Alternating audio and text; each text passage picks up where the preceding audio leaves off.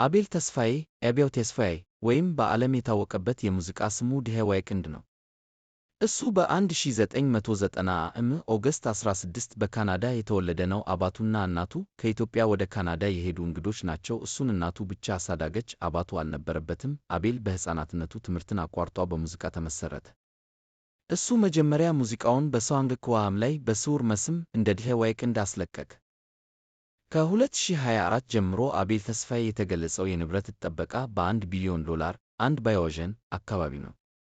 የሀብቱ አብዛኛው ከፕሮጀክቶች፣ ኮንሰርቶች፣ የመለያ ሽልማት፣ ብራንድ ዲያውስ እና የሙዚቃ ዝርዝሮች ተከልክሎ ነው።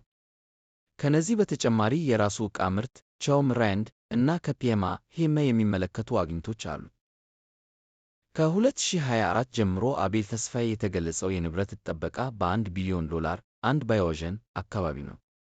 የሀብቱ አብዛኛው ከፕሮጀክቶች፣ ኮንሰርቶች፣ የመለያ ሽልማት፣ ብራንድ ዲያውስ እና የሙዚቃ ዝርዝሮች ተከልክሎ ነው።